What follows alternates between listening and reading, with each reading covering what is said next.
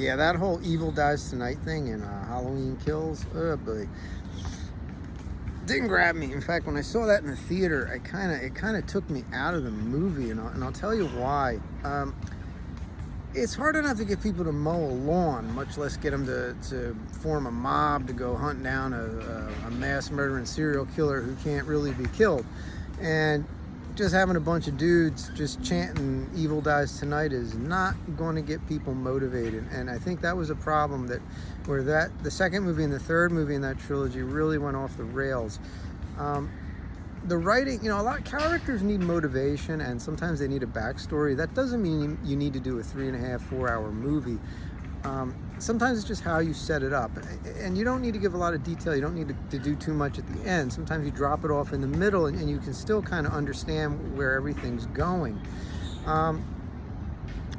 If that had started out where it was, got some bugs. If it was established where there were already a number of people who were a little crazy, really crazy, and sold on the idea of hunting down Michael Myers, I mean, really,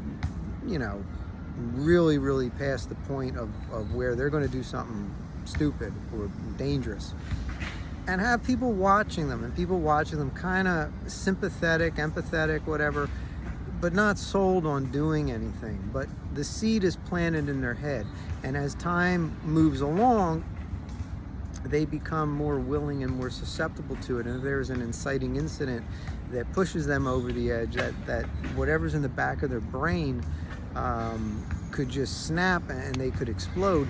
And it didn't even have to be everybody. If you have a mob of 20, 25 people and 8 people become sold on it gradually, and the rest could just follow along with it. Some of them might not even be active participants, like they might chant and do the whole Evil Dies Tonight thing, but they could sit in the background and want to watch. That makes things a lot more realistic. It makes them more dramatic, and it makes it a bit more emotionally investing. The audience becomes more emotionally invested, and they believe in it more, and you end up with a better film. Doesn't necessarily require massive screenplay rewrites, but little tweaks and little additions and little edits here and there could have fleshed that out a bit more, and could have made it a bit more believable. And you needed believability in the Halloween, the final 2 movies in that trilogy, because it had become silly. I mean, Michael Myers was a wind-up toy. It was ridiculous. I mean, it's like with him killing a zillion people. It's not necessary. It's literally overkill, and it hurts the script. And that was one of the major problems with that and the third movie. Hopefully, if anybody does the proposed TV series or brings Michael, and they will bring Michael Mato's bringing back Godzilla again. So if it made money once, it's going to make money again, and they'll bring it back.